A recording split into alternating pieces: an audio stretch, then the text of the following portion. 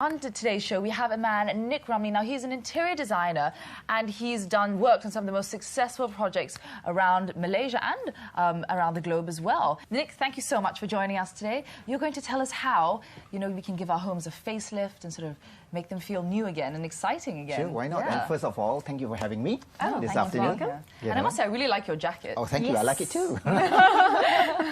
So, Nick, you have worked in Europe. Yes. You travel a fair bit from London to KL. Yes. So you actually do interior design for both, well, continent almost, really. Both, yes. Sometimes in Malaysia, but mostly in Europe, in London, basically. So you spend a lot of your time there? A lot of time there. I've been there since 1991. Wow, okay. So, but this time I said I'm going to stay slightly longer in Malaysia. Why not?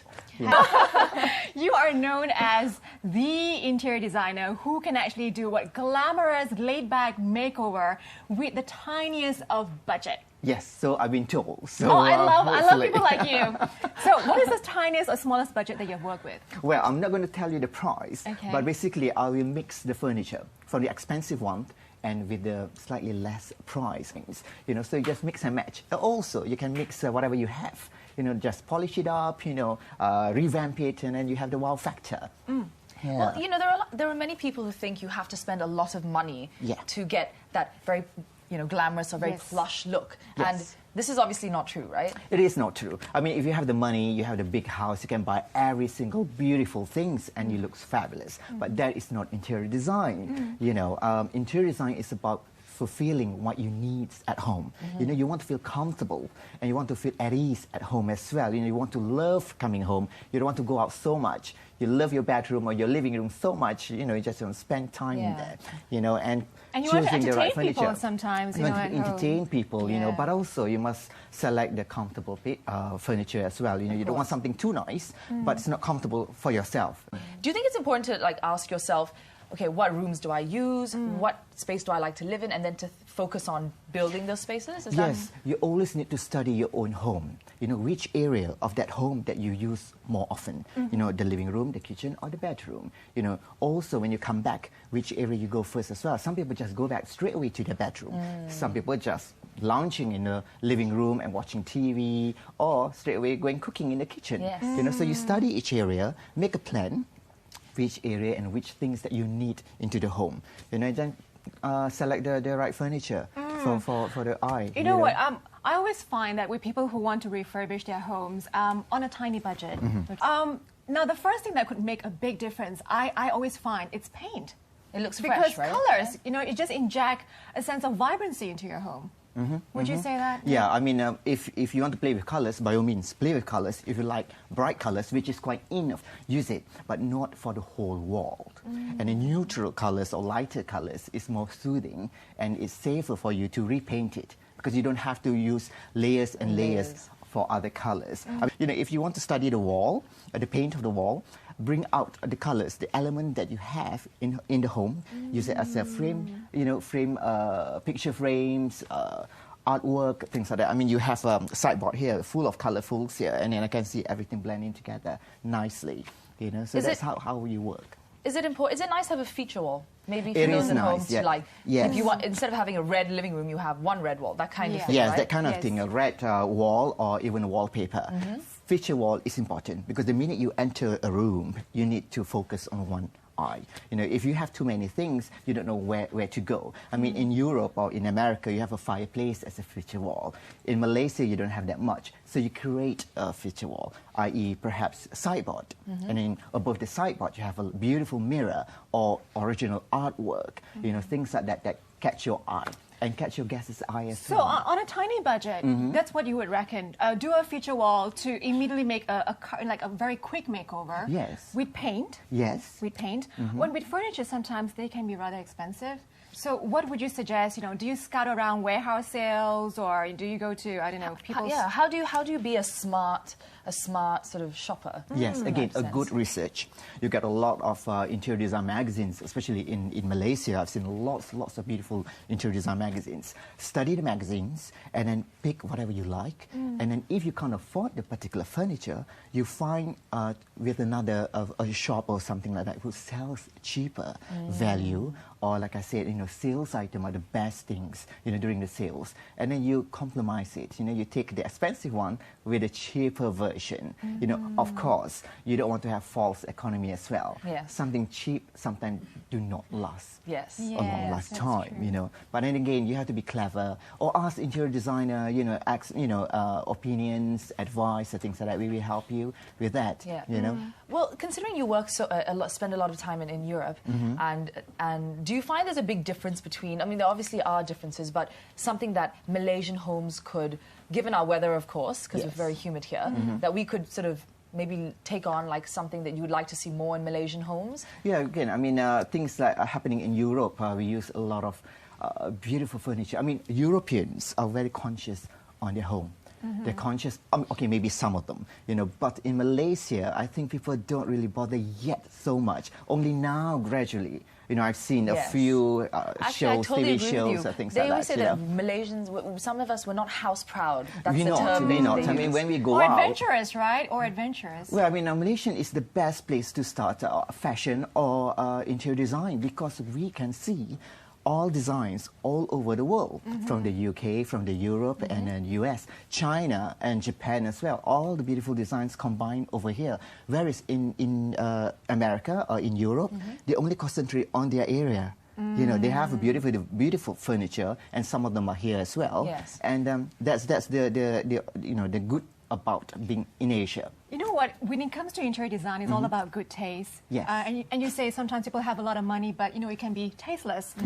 So with having good taste, it's sort of like a talent, like what you have. Oh, thank you so very much. For people who don't Yeah, I have wish, that cultivated very much so, would you suggest that when you go to some place, for example, a hotel, or a restaurant that you like and you think the colors would look, it's something that you feel really comfortable, take a picture and then try and reproduce it in your own environment. Yes, that's another good idea as well. I've used that in my column, my former column, and also in my blog about getting the hotel look, the chic look into your home. You study, you study. You don't want to look exactly like the hotel, but you study little things like, the table lamp there. You like the table lamp, find similar.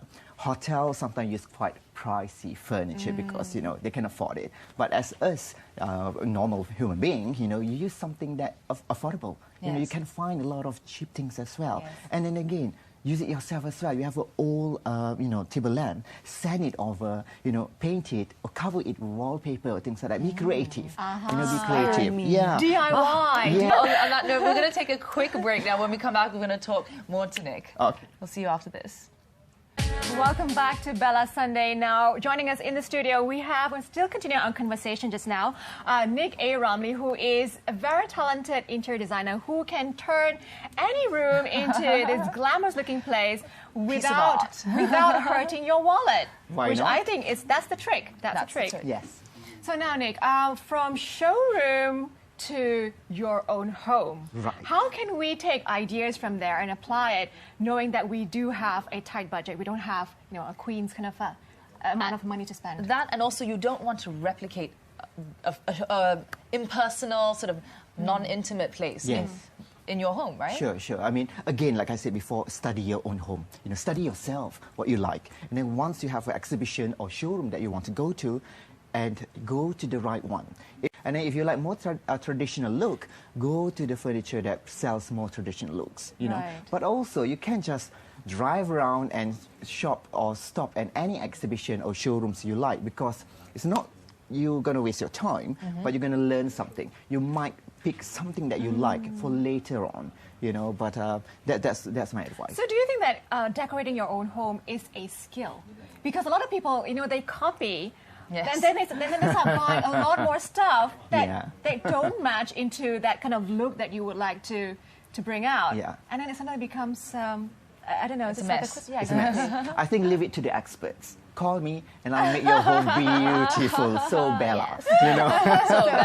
So Bella. But I want to tweak your mind, Nick. I want to tweak your intelligence here. So how do you suggest that, before going to a showroom or just getting ideas to transform your home environment, the best way to do it on a small budget? Okay, on a small budget, always write down how much you're going to spend for each item. A sofa, a coffee table, or a sideboard. Always a budget.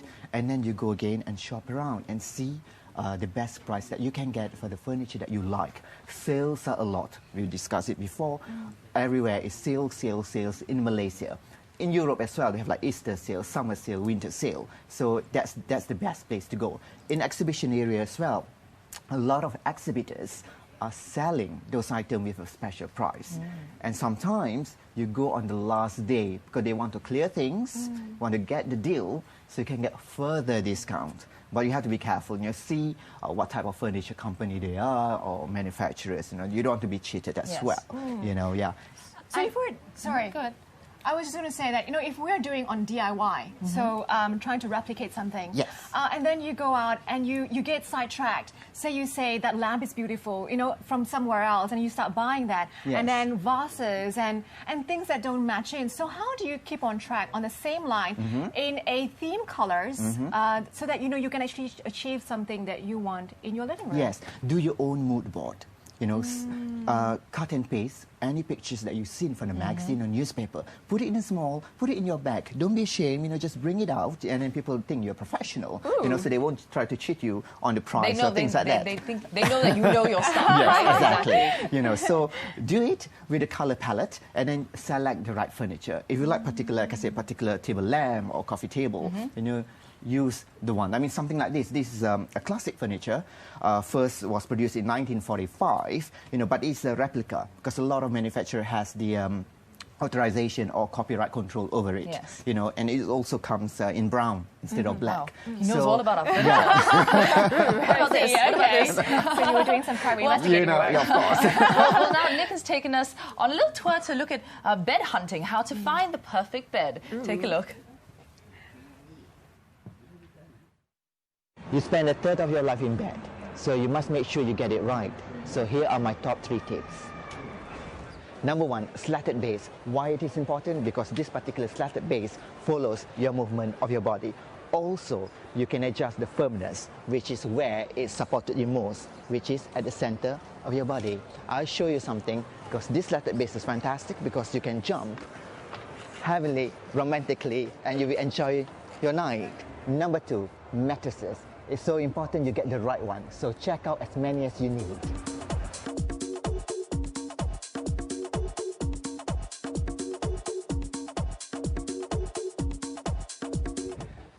Finally, the design of the bed.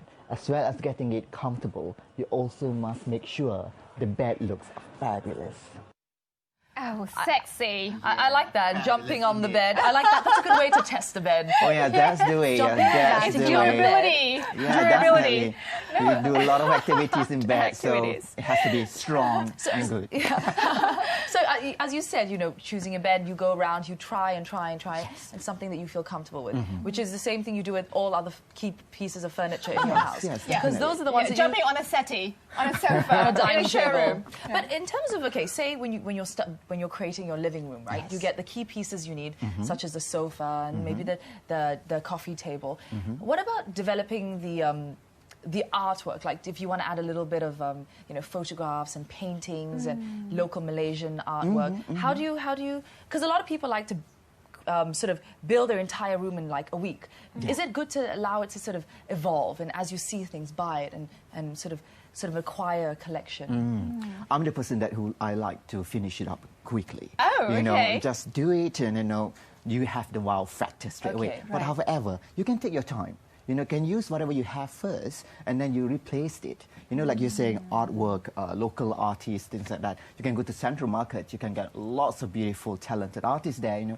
Buy from them. They're not that expensive. Or another way, you can go to colleges or universities because students at their final shows are selling their work. And some of these students or artists, it's going to be somebody one day. Yes. So make sure you buy their first-hand with artwork. their signature on it. With their signature, definitely.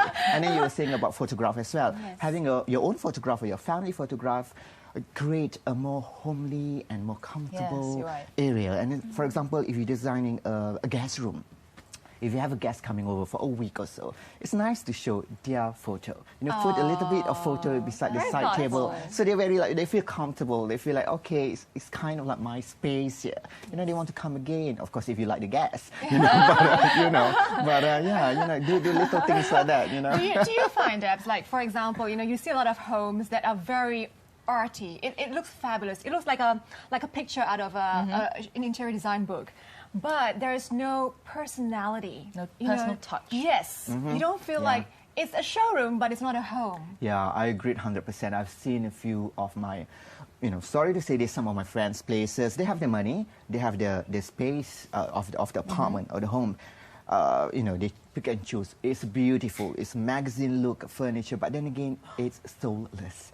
I didn't see them in there. Because it's your friend. You know their character. You know the clothes that they're wearing. As a designer, I can see. If for example, if I'm close to you guys, every day I see you every week, so I know what kind of colors do you like, what style. How can we inject that then?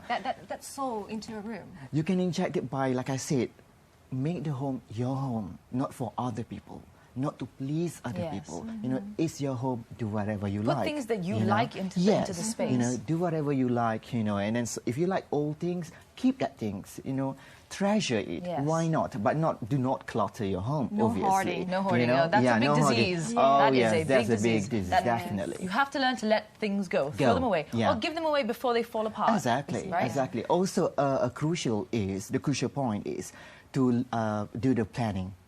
Crucial planning, nice planning because of your traffic flow. You need to walk from one room to another without moving left or right, because it's all, at the end of the day, it's your body as well. Yes. You need to work it's properly. a flow of cheese, isn't it? It's Exactly, like feng shui, So, walk perfectly, and that's it, That's it. So Nick, we have to wrap up soon, but let's maybe just recap, the key points of redoing your home. Sure. On a budget. On a budget, okay.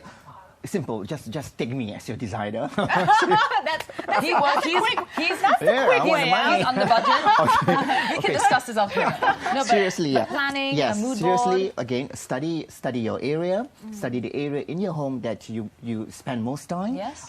Draw a line, which is a notes, what furniture you need, and then we mentioned about the mood board. Yes. Whatever you see, the pictures, your own pictures, or even your clothes, bring it. And mix and match with the furniture that you're going to go buy. And also, I didn't mention it before, the measurement of the furniture. That's the crucial. Measure it properly so that it will fit into the home. Yeah. And also, for delivery, you must make sure buy the furniture that can fit into your door, into your staircase, also the lift. And also, if you want to buy furniture, ask the shop, the furniture company, can they deliver up the staircase?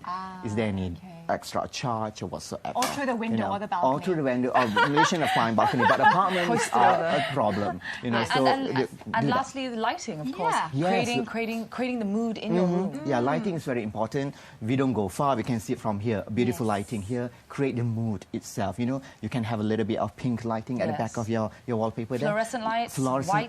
Yeah. Oh no. No way. Tasteless. Not arty. But yes, lighting is important. For example, if you have something like this, you can have lighting at the back. To save money, if you have furniture that goes onto your floor, you put all lighting at the back of the furniture and bring it up as uplighter. It's beautiful. Okay. It's beautiful. Really, thank you. Thank you so Thank much. you for having You've been me. great, and Thank you. You've inspired all of us to start Pick up the paint. I'm glad. Pick up the paint. do some Let do DIY. everything. Do your furniture and let it all out. Let it all out. Thank you so much, Nick, for Thank being on the you. show Thank you. today. Thank you so much. Bye bye.